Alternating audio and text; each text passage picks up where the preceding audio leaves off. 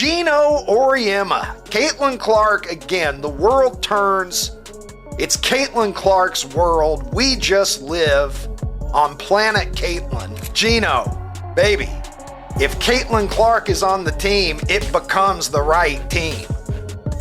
Because Caitlin Clark is on it. It's like saying Michael Jordan's not on the right team. It's the right team if Michael Jordan is on the... Last college women's basketball season, Samaria, Caitlin Clark had the sport by the throat. Iowa women's basketball was must-see TV, and if they were in a town, it was packed out in that arena, okay? The fan investment into Caitlin followed her to the WNBA, and viewership numbers for her games were sky high. Her mere presence alone helped several teams break attendance records, and in some instances, teams chose to actually move games to larger venues to accommodate the fanfare of Caitlin coming to town. Just 567 fans. That's all UConn managed to pull for a game in the Bahamas. Compare that to Iowa, where they're still drawing 15,000 fans per game, even with Caitlin Clark no longer on the court. This isn't just a bad look for Gino Auriemma, it's a major fall from grace. UConn, once the unbeatable gold standard in women's basketball, is now facing empty seats and fading relevance. And here's the kicker. It all traces back to a decision Gino made years ago, one that might just haunt him for decades. Geno Auriemma passed on Caitlin Clark, and now she's the one everyone's talking about. Yesterday, in a game in the Bahamas, UConn played for 567 people. The player he ignored has become a huge name in women's basketball, leaving people wondering if Gino regrets it. While Clark's legacy packs arenas, UConn is struggling to even get a crowd. Did Gino's decision come back to bite him? Caitlin Clark had all the top schools chasing her: Notre Dame, Oregon, Texas, Iowa, you name it. Coaches couldn't stop talking about her deep shooting, sharp passing, and fearless scoring. She was exactly the kind of player teams dream of building around. But surprisingly, there was one major name missing from her list of offers: UConn. That's right, Geno Auriemma, the man behind one of the most successful programs in women's basketball, decided to pass. Fans and analysts were stunned, and now it's a decision that feels even harder to explain. I think she's handling great. I think she talks a lot of and she gets a lot of back. So she deserves everything she gets because she gives it as good as she gets it. She's just not built for the physicality of this league. So why did Geno Auriemma pass on Caitlin Clark? Some say he thought her flashy style, high-risk threes, and those daring passes didn't fit UConn's structured team-first approach. UConn's game has always been about discipline, and maybe Clark's free-flowing style felt like too much of a gamble. But others think Geno just didn't see her full potential. His public excuse? He already had Paige Bueckers, and to him, Paige was the better pick. Whatever the reason, UConn let Clark slip through their fingers, and she ended up at Iowa, a school that wasn't exactly a basketball powerhouse. And here's where things get interesting. Clark didn't just do well at Iowa, she completely transformed the program. By her sophomore year, she was breaking records, and by her junior year, she had the Hawkeyes in the Final Four. It wasn't just her numbers either. Her deep threes, no-look passes, and fearless leadership turned Iowa into a team everyone wanted to watch. Even people who never followed women's basketball were suddenly tuning in, just to see what Caitlin Clark would do next.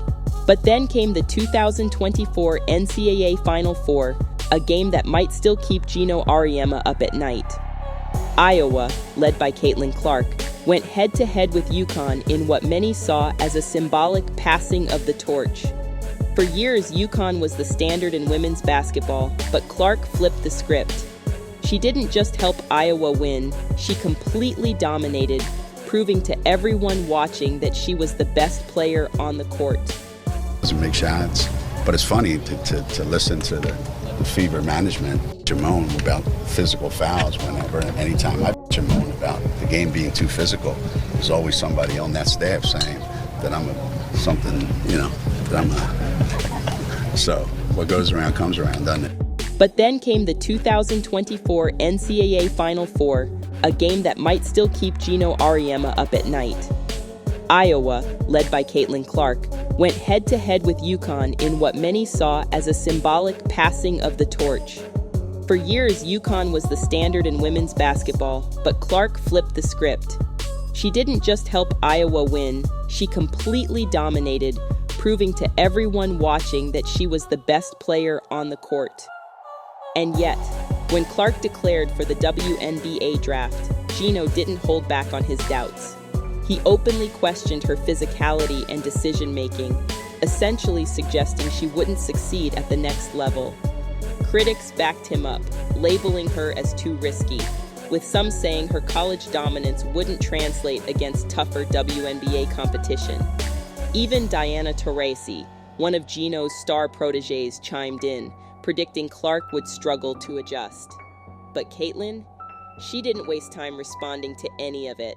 No social media comebacks, no fiery interviews, nothing. Instead, she let her game do all the talking. And honestly, her performance spoke volumes. But instead of struggling in the WNBA like her critics predicted, Caitlin completely blew past expectations in her rookie season with the Indiana Fever. She wasn't just good, she was unstoppable. Averaging 19.2 points, 8.4 assists, and 5.7 rebounds per game, she made it impossible to argue against her being named Rookie of the Year. And she didn't stop there. She led the league in assists and carried the Fever to their first playoff appearance since 2016. And let's not forget, she became the only rookie in WNBA history to pull off multiple triple-doubles in a single season.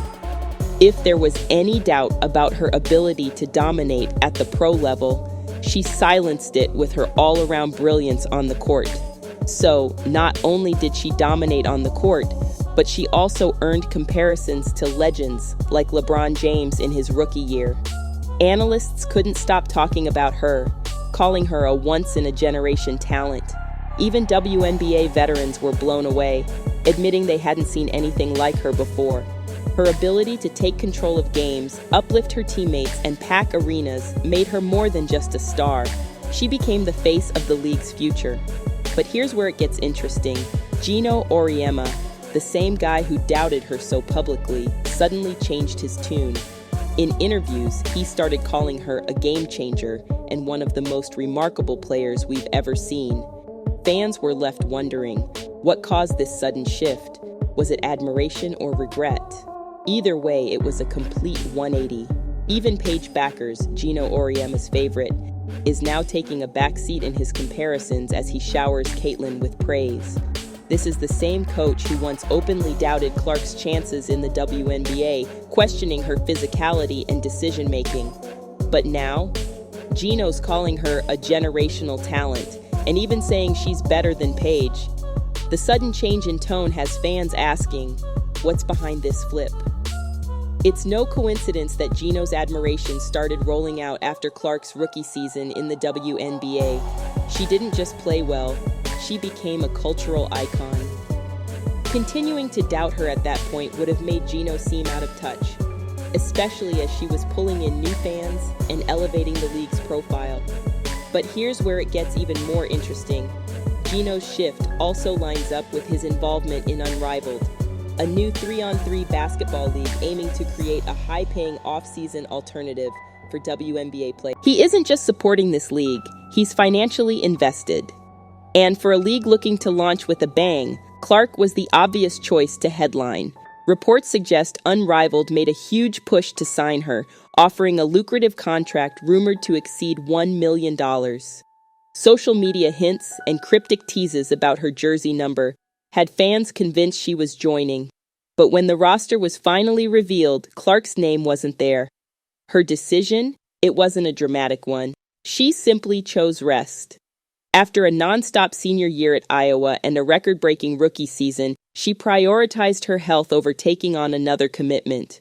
For Geno and Unrivaled, this wasn't just disappointing. It was a major setback. Fans, of course, noticed the irony. Social media exploded with memes and posts, mocking Geno's earlier doubts about Clark and his apparent desperation to now work with her. One meme read, "Geno bet the house on Clark, and she said no," while others paired his old criticisms with highlights of her jaw-dropping WNBA performances. For Caitlin, though, this was just another example of how she's doing things on her own terms. Her decision to turn down Unrivaled showed she's focused on longevity and making smart choices for her future, not just jumping at every opportunity. Meanwhile, Gino's shift from doubter to cheerleader has left fans questioning whether his praise is genuine or part of a bigger plan tied to his league. Either way, it's clear that Caitlin Clark's influence extends far beyond the court. She's setting a new standard for athletes while leaving coaches like Gino to rethink their own decisions.